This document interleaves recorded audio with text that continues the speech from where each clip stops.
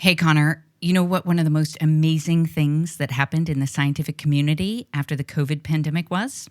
We all had to stay away from each other. Yeah, and we didn't have to hug people we don't really like anymore. Yeah, exactly. Anyway. All us introverts could be introverts without feeling bad. Yeah. That's right. But seriously, some scientists actually put up puzzles of the coronavirus spike protein online, and they gamified a scientific puzzle. This game was called Foldit, and players all over the world could design a protein that binds to the spike. And that's how they were able to, solve the problem of getting to a vaccine so quickly? Partly. It helped scientists understand how the coronavirus spikes work, and it made it easier to set up the right kind of lab experiments. So for today's episode, I went back to a computer scientist from my alma mater, the University of Washington. Go Huskies. His name is Zoran Popovic, and he told us about Foldit and what games mean for science. Brilliant. And I love the fact that getting people working on puzzles or games together makes you solve problems faster. It's that element of citizen science, isn't it?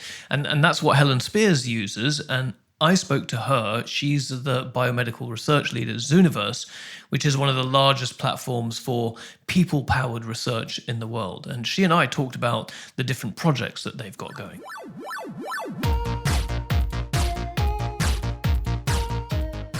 So a lot of people can think that scientists are all work and no play. But some researchers are using gamification to solve scientific problems. Interacting, getting instant feedback, that's something that we all respond to very well. So how citizens, average Joes like me and you, and games can help change science. Is that it? And that is what matters in this episode of Discovery Matters.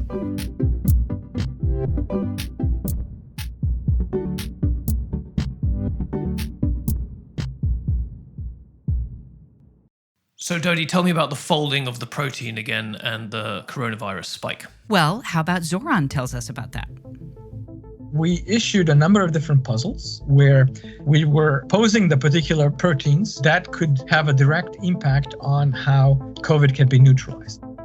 My name is Zoran Popovic. I'm a professor of computer science at University of Washington. So what the University of Washington did was really creative and fun. They uploaded different COVID puzzles, and people spent hundreds of thousands of hours solving these puzzles.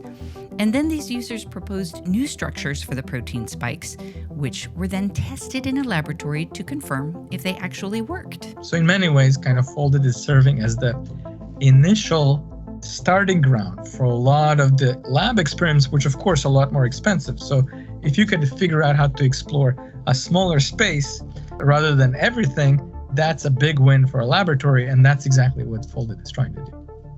That's brilliant. It's like a win-win for scientists and gamers. So why protein specifically? If you can predict the way in which the protein folds, what kind of shape it assumes, you practically know the secret of life, because proteins are the doers of the cell. Everything that happens in a cell happens with proteins. And 6 years ago, there was an HIV protein that lived on the surface of an HIV virus. Scientists were trying to predict the shape of that protein. They'd been working on it for 13 years. They said, okay, well, we're not quite succeeding. Let's just see if by any chance people at Foldit could do something. 10 days later, there was a brand new structure for this HIV virus protein that was confirmed in the laboratory. So, we had 13 years versus 10 days acceleration by way of what happened with this protein. 10 days. That is amazing. The power of gaming. I feel like I wasted too much time playing Doom and Call of Duty and stuff, and I should have been playing this instead while I was at university. There's a wasted degree for you. Yeah.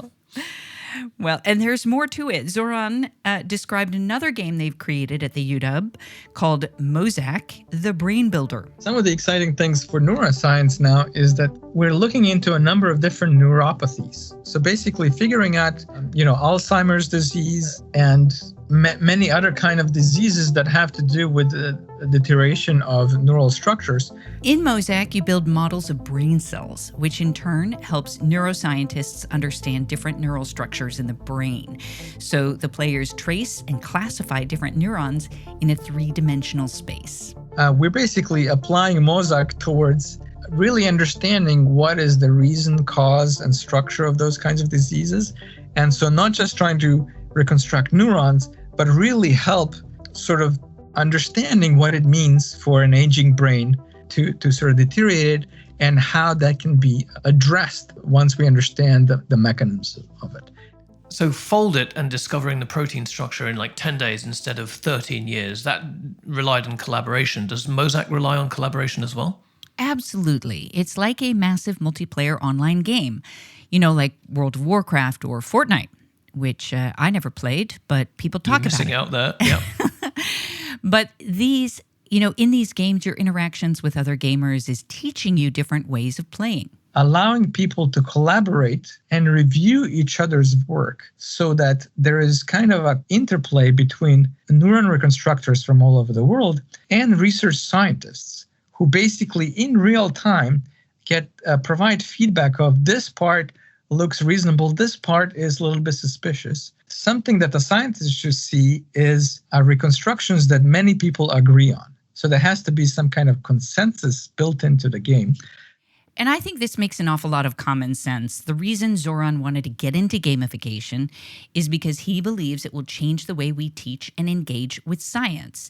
You know how there's this idea that you have to spend 10,000 hours doing something before you can learn it really well? Yeah, the jury's out on that, though. There's some data that says it might not quite be true, despite Malcolm Gladwell being, a really marvelous read. But if you do practice something for a long time, you become an expert.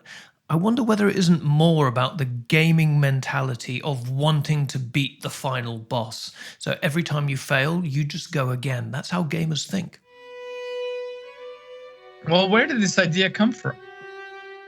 If I were practicing to play violin, right, and I practiced with a master back in the 14th century, that probably makes sense, 10 years, 10,000 hours. But what if I had a computer system that understands exactly what drives me, what are my strengths, what are my weaknesses, and constructs the experiences over time in such a way that every new experience makes me significantly better than what I was just 5 minutes ago.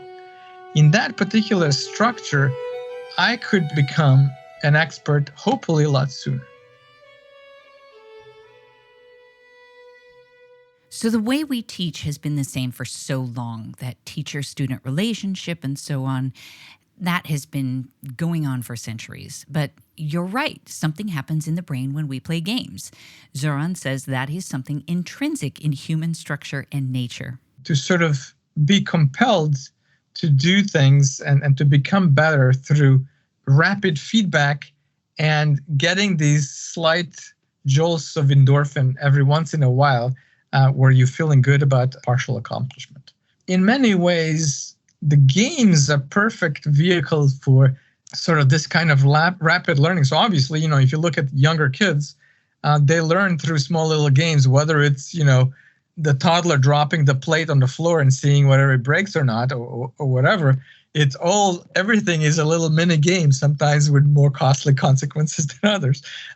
But in many ways, we're always having this rapid feedback of, hey, I'm going to try a whole bunch of these things, and the reaction of what happens from it is going to give me some sense of pleasure. And if I keep doing this over a period of time, I'm sort of built to learn in that way. So he is. It's about dopamine bumps. Every time you kind of beat one of the bosses, you get a dopamine bump. We are so happy when we play games. So when you're playing Zelda and you've gone through the whole temple fighting monsters and you finally win, there's a treasure chest and you're flooded with endorphins. I know the feeling. And then you get a new shield or hearts or something cool like that. Exactly. I spend way too much time on Words with Friends, and they have recently redone the reward system so that every time I play, like I'm getting some sort of reward. It's incredibly gratifying and addicting. Zoran says that the current educational system isn't taking advantage enough of this kind of gamification mindset for learning. Right? We have this sort of theoretical lectures where you're supposed to ingest knowledge by hearing somebody, and then all of a sudden understand it and be able to apply it to solve creative problems. That doesn't happen. That's not really how we learn. So the key point of games then is to go from this glacial speed of feedback of lecture, do some homework and maybe get better over it, to something within seconds. And actually, I see my kids doing this already. They're gamifying their own learning as they revise for examinations, right? They build themselves little games. Yeah. Mine too. So the more frequently you get feedback, rewards, those feelings of progress, the faster you're going to learn. So Zoran and his colleagues are trying to make that feedback loop go faster. So learning by doing and learning by gaming. What's not to love? Exactly. And it turns out these games have been really successful in teaching completely new people who try to do protein folding or reconstruction of neural brain structures for the first time. It's like that person he described who wants to learn how to play the violin. And in a matter of months, not only become very good at it, but publish discoveries in Nature and Science, the most eminent scientific journals in the world, with discoveries that didn't exist before. So what better example that it is actually possible to go from ground zero, not knowing anything, to be able to contribute and to break the boundaries of science within months. Brilliant. Just breaking the boundaries of doing science by doing science in a different way. And of course, making it more fun and teaching people to engage with science as citizens. Don't we know that we need that? Making it accessible. Yeah. That's right. So this is a little bit like Zooniverse, which doesn't gamify, but it is another platform for collaboration in citizen science. And one of their projects, which I love, is called Etch-a-Cell. Oh, that sounds cool. I know, it makes me think of that kind of Etch-a-Sketch game. Yes, it does. Pre-digital drawing on a screen. That's right. So, what do you know about endoplasmic reticulum, Dodie? Oh my goodness. So that sounds like the gooey stuff that ghosts are made out of in Ghostbusters. Oh, you slimed me. Exactly. Yeah. Ectoplasm. Yeah, brilliant. No, it's not ectoplasm. We're not looking for ghosts. It's endoplasmic reticulum. And I'm going to send you a link. Can you just open this? Let me try. Okay, I have opened the link and I am looking at a black and white image of something that looks, I don't know, like the surface of another planet. It's not actually another planet. It's an electron microscope image of a cell, and your job as a Zooniverse citizen science person is to find the worms or little blobs in the image, trace around them with the pen, and those worms are what the scientists are really looking to plot here, the endoplasmic reticulum, or the ER. They're the largest structures in our cells. So while you do all the colouring in, why don't we listen to Helen Spears tell us what's going on in this project. It's a huge challenge in terms of how rapidly technology is progressing within the domain of volume electron microscopy. So this is Helen Spears. I'm the biomedical research lead of the Zooniverse Citizen Science Platform, and I also lead the development of Etch-a-Cell projects at the Francis Crick Institute. So Helen and her colleagues at the Francis Crick in London focus on using these highly sophisticated microscopes, using volume electron microscopy to zoom in on the cells at nanometer scale and visualize them in 3D. Ever since we talked to Molly Stevens in our Discovery Makers miniseries, I have been fascinated by this tiny, tiny little world. Just so many big things happening in such tiny, tiny, tiny places. I love that too. So we're taking an organelle by organelle approach. The first organelle that they focused on was the nuclear envelope. That project we've now managed to bring to a point where we've published a preprint that came out last year. So they take the data that all the volunteers, like you are doing right now, doodling by drawing around the organelles or segmenting them, and that data is then used to train machine learning algorithms so the computer can then learn to do this by itself in the future. A task that would take members of the research team about 30 hours, I think it is, to manually segment this structure within a single cell. It now takes the trained model about a minute to make a prediction on this structure. I think I finished drawing the slime. The endoplasmic reticulum, Right. It's not the slime. Not the slime. So you finished with the image, hit done? Done. Yeah, now you're a scientist, bona fide. Finally. So look, maybe that's not all it takes to become a scientist, but at least you've contributed to finding out what these ER look like in our cells. And you and 1,000 other volunteers in the Zooniverse have helped researchers train their computers to do this segmentation automatically, which then can help them understand and study disease. So that feels really gratifying. I've just played a game and done something smart. Let's just look at the numbers of what this enables, right? They've got 50 different citizen science projects going on, 1.6 million registered users, and together they've done more than 584,000 classifications in all of these different projects. So it started with the first project, which was Galaxy Zoo, back in 2007. So funny that we very often look at pictures in the life sciences and we think that they look like space, right? That was the first generation of Galaxy Zoo. It started with images from galaxies that had been taken by the Sloan Digital Sky Survey. The research team that were analysing and categorising those galaxies were having to do it by eye, so processing that data and describing the features that they were interested in, so the morphology of the galaxies. And Galaxy Zoo was this massive success. On the day after launch, they were getting like 70,000 classifications an hour.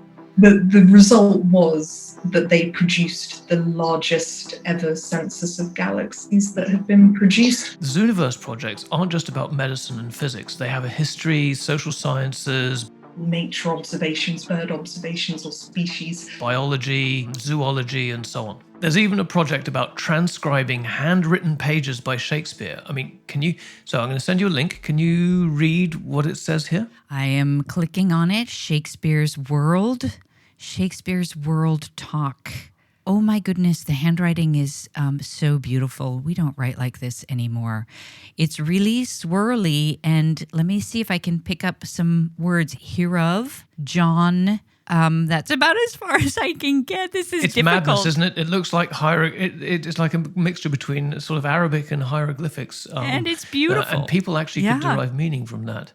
Yeah, and we hardly write handwriting anymore at all, right? What a loss. So this would be hard to figure out on your own, but maybe between the two of us, we can start to understand it. And they have talk forums where volunteers can ask questions about classifications and interact with the research team. But there's one more reason for having forums. We've also had a lot of discoveries that have emerged from volunteers asking questions about an unusual image that they've encountered and they've seen something odd. Having that opportunity for collaboration and dialogue between different volunteers and the research teams means that those serendipitous discoveries can sort of bubble to the top. Serendipity, here it comes again. Exactly. So much seems to be focused on that. Helen told me that it goes well beyond people's brain and computing power, that they're tapping into their creativity and their ability to ask questions about the data. One of the really unique and wonderful things about working with people on these sorts of tasks, you wouldn't get that necessarily with a AI algorithm. Won't say this looks strange, this is interesting. Can you imagine a computer saying, this is fascinating? Yeah, exactly. So, it's the wonder that maybe isn't quite replaceable just yet. And it's like Zoran from the University of Washington again. He said computers are good at predicting the shapes of proteins, but when it comes to drug design, that task needs human creativity. Now they're using MOSAK to completely reconstruct an entire mouse brain. Doing that means they have to train the machine learning algorithms to do just those small tasks. How to reconstruct as many neurons as accurately as possible so that the algorithms can start doing more of this stuff and let people do the most exciting, most complicated things while computers do the rest. And that's our only hope of reconstructing hundreds of millions of neurons at the same time. Humans and machines living side by side. One day we'll invent the last machine we need to, and they'll do it all for us, right? Using games. Yeah. That's right. We thought we were playing games, but no, we brought on the singularity. Oops. Well, we are in a game. Are we going to have the... Are we really now going to have... We're going to go there again. Are we going to have the simulation conversation now? Yes, we are. No, we're not. No, we're not. So this isn't quite gamification. Zooniverse doesn't use the game mechanisms. Helen told me about a paper that looked at whether gamification was always a great idea in citizen science. They interviewed volunteers who had been contributing to a project called Old Weather, who had used some gamification in their project that involved, I think it was if you were the person that had contributed the most classifications associated with a particular ship in the project, so I think it was weather logs associated with ships, then you got to be the captain of that ship. Regardless of the gamification, the long and short of it was, and they interviewed volunteers, and they found that while some people had been motivated by the gamification, other people found it quite off-putting. So there was a psychology where some people found that it was demotivating because they would come to a project, say if they were a volunteer that hadn't contributed previously, and they would see these leaderboards and feel that they could never rise to the top of it. So maybe gamification might not always be brilliant in science, but it can make a difference when trying to learn new things for all students, for all children. Not necessarily, disrupt the entire school system by just throw away classrooms, everything else, but really figure out how these kinds of mechanisms of rapid feedback can be used in standard way of learning, such that any child anywhere, no matter what their socioeconomic situation may be, can become really excited or interested in science, because instead of being told that they're not good at this, or because their classroom or structure is not conducive to their learning, they, with this rapid feedback, realize, hey, I can do this. Hey, I'm really good at this. Hey, I want to know more. And before you know it, they're not just learning about how to multiply numbers, but they're actually actively participated in a scientific discovery project. If you can increase the base, if hundreds of million kids that basically are learning every day, and of course there's more kids coming every day, there are more kids born every day, if we can have them learn whatever they want as a result with this new kind of learning, new kind of discovery, we will have a completely different scientific force over next 5 to 10 years.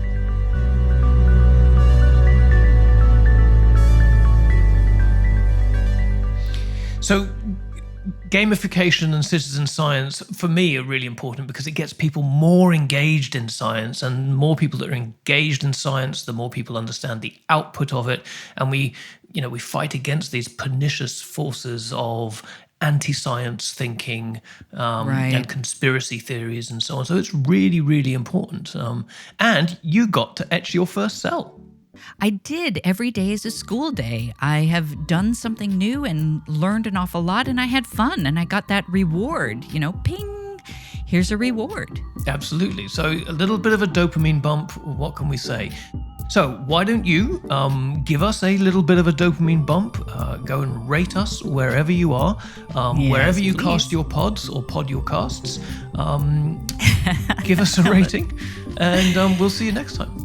Thank you for listening. Our executive producer is Andrea Killen. Discovery Matters is produced in collaboration with Soundtelling. Production, Tanvir Mansour. Our theme song was written by Thomas Henley. And additional music is from Epidemic Sound.